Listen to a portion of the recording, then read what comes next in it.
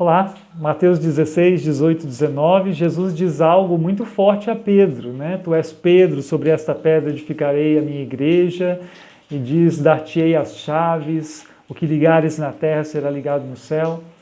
Como que os luteranos interpretam isso? Essa é a pergunta.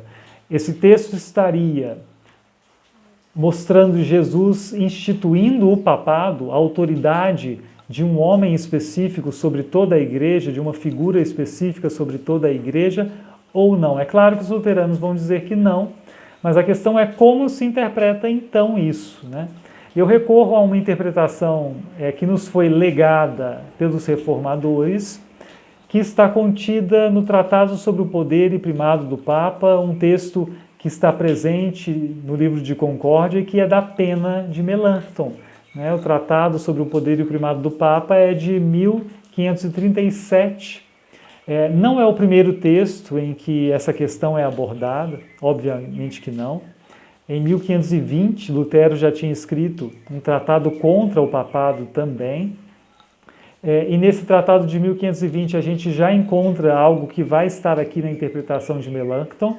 A questão é que eu acho Melanchthon mais sucinto e é um texto confessional. Então é mais fácil trabalhar com Melanchthon aqui e se justifica por diversos motivos. Vamos com Melanchthon então. Eu não quero debater o assunto, eu não sou um apologeta, não vou fazer esse vídeo como vídeo de apologética, eu só quero comunicar qual é a interpretação luterana, confessional, de certa forma, tradicional, desde lá do século XVI.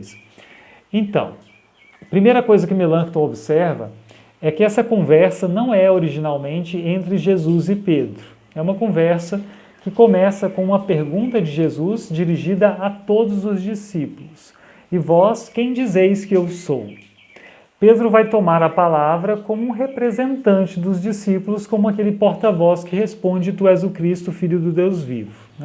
Ele quer falar em nome deles.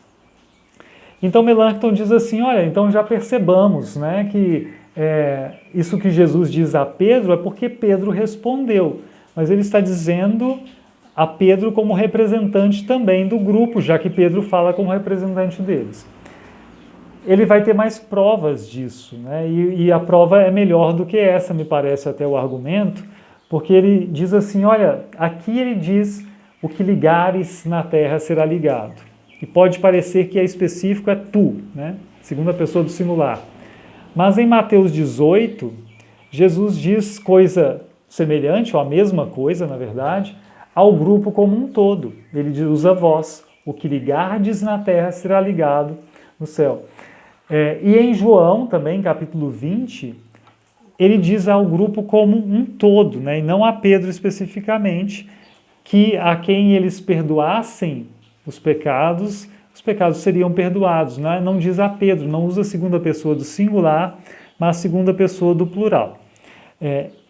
E aí ele vai dizer, olha, essas outras duas passagens, então, atestam que o que Jesus está dizendo para Pedro aqui não é exclusivamente de Pedro, e fazem a gente perceber que Jesus está dizendo a Pedro como representante do todo. No texto lá de Lutero, de 1520, Lutero vai ter um argumento meio matemático, que é aquele assim, vocês querem colocar uma passagem que tem a segunda pessoa do singular contra duas passagens que tem a segunda pessoa do plural. O mais sensato seria não impor o que está em uma só às outras duas, mas interpretar esta uma à luz das outras duas. É uma questão hermenêutica, curiosamente, uma hermenêutica matemática. Ele vai relacionar isso com a ideia das duas testemunhas, que são necessárias. É interessante. Melanchthon não desenvolve isto aqui. Ele vai ser mais breve, assim, mais direto. Mas para ele é importante dizer que isso faz perceber que as chaves não foram entregues, então, a um homem só, mas a esse conjunto dos discípulos. Por isso os luteranos vão dizer que as chaves foram entregues à igreja, a igreja como um todo, e não a um homem, a uma pessoa somente. Pedro, então, está como representante, e por isso Mateus 16, 18, não traria nenhuma prova de que Jesus teria dado a Pedro uma autoridade, um domínio sobre os seus pares, né, sobre os seus colegas, discípulos apóstolos. Né? Isso é o que Melanchthon diz. E aí vem a questão do sobre esta pedra. Né? Sobre esta pedra edificarei a minha igreja, e Melanchthon já afirma, né? Jesus não está dizendo que vai edificar a igreja sobre a autoridade de um homem. Né? Um homem não pode ser o fundamento da igreja. O que significa isso então? Né? E aí ele vai dizer, na verdade, é sobre o ministério daquela profissão que Pedro fez ao dizer, tu és o Cristo, filho do Deus vivo. Né? Pedro é aquele que disse isso, né? O que importa aqui é o que ele disse, até porque Jesus diz que não foi dele mesmo que ele chegou a essa conclusão, né? Que isso é obra de Deus. Então o que importa é o ministério desta profissão de fé, né? E não a pessoa individual em si. Esta é a pedra, né? Esta é a pedra, o ministério dessa profissão de fé. E aí ele vai dizer, e pensem bem, ministério no Novo Testamento não é equivalente ao sacerdócio levítico, porque o sacerdócio levítico, sim, estava preso a um lugar, o templo, e a pessoas específicas, de uma estirpe específica. O ministério no Novo Testamento não está preso a lugar nenhum, nem a um tipo, a uma estirpe específica, a uma pessoa específica. O ministério está onde está a palavra de Deus, onde Deus dá seus dons, onde Deus dá apóstolos, pastores, mestres, doutores. Né? Aí está o ministério.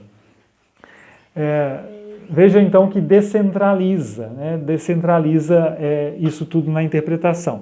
E Melanchthon faz questão de mostrar que isso que ele diz não é uma absoluta novidade. Não entender que Pedro é esta pedra sobre a qual Cristo edifica a igreja, não é uma inovação. Né? Ele mostra, ele diz uma lista aqui, né? A maioria dos santos pais, como Orígenes, Ambrósio, Cipriano, Hilário, Beda, interpretam a sentença sobre esta pedra desse modo, não como referência à pessoa ou à superioridade de Pedro. E aí eu leio o que ele cita, né, as palavras que ele cita de Hilário. A Pedro revelou o Pai que dissesse, tu és o Filho do Deus vivo. A edificação da igreja é, portanto, sobre a pedra dessa confissão. Essa fé é o fundamento da igreja. E aí nós dizemos então com Hilário, né? Qual é a pedra? A pedra é a afirmação, essa fé de que Jesus de Nazaré é o Cristo, Filho do Deus vivo. A igreja está edificada nisso, né? Isso não é propriedade de nenhuma pessoa específica. É importante para nós que isso fique bem claro, né? Depois ainda, eu menciono porque tem o mesmo, apesar de ser outro texto bíblico, tem o mesmo sentido o argumento, né? Jesus disse a Pedro também lá no Evangelho segundo João, apacenta as minhas ovelhas, né? João 21. Apacenta, segunda pessoa do singular. E alguém pode pensar assim também, tá vendo? Ele está dizendo para Pedro apacentar, Pedro mesmo, a igreja como um todo. E aí Melanchthon vai fazer a seguinte interpretação, né? Que apacentar é esse? Jesus não está dando para Pedro nenhum poder político, nenhuma autoridade de domínio sobre a igreja, mas o apacentar é feito pela palavra, pelo ensino. O apacentar é feito pelo perdão de pecados, pela exortação, pela admoestação. Isso é o apacentar da palavra, né, do ministério. E ele diz, olha, esse apacentar não é também exclusividade de Pedro. Isso é próprio de todos os discípulos e, posteriormente, de todos os pastores. Né? Então, aqui também nós não temos nenhuma superioridade de Pedro com relação aos demais. Isso é importante dizer. Né? E isso, me parece que Lutero diz isso naquele texto de 1520, né? Faz mais tempo que eu li, a história do que se segue mostra um pouco isso, né? Nós não vamos ver Pedro como uma autoridade máxima da igreja, Por mais que ele tenha um destaque, mesmo em Jerusalém, ele não está sozinho se colocando como alguém, uma figura de domínio, né, uma figura desse tipo de autoridade. Mas ele é um entre os demais, né? Mesmo que ele fale mais, né? Mesmo que ele tenha essa característica dele, ele vai ser um entre os demais. Há algum destaque para Pedro? Acho que sim, né? Não o nego. No próprio livro de Atos também há. Não nesse sentido exatamente de administrar a coisa e dominar, mas em outros sentidos sim. Né, da ação pastoral de Pedro é muito importante no livro de Atos, é uma figura especial. Mas não temos nesses textos aqui na leitura luterana a instituição do papado, nem a instituição de Pedro no lugar de domínio e autoridade, né, com algo que não tenha sido dado também aos demais. Né, ele continua sendo um entre os seus pares. Essa interpretação luterana eu acho que é suficiente para entender qual é o caminho que se tem. Né? Claro que nos séculos posteriores você vai encontrar luteranos detalhando melhor essa leitura e refinando mais os argumentos, né? Mas me parece muito suficiente o que eu disse aqui. Eu vou ficar por aqui, minha voz hoje não está lá muito boa, espero que me escutem bem. Preciso fazer outro vídeo sobre a questão da oração pelos mortos, né? Surgiram questões importantes, interessantes, alguma aqui realmente instigante, e eu pretendo fazer isso em breve, e pretendo fazer aquilo também de mostrar alguns livros que eu tenho por aqui, né? De uma forma diferente, me parece mais bem humorada do que geralmente se faz, mas façamos o que foi encomendado, né? Bênção de Deus e até a próxima, a gente se fala.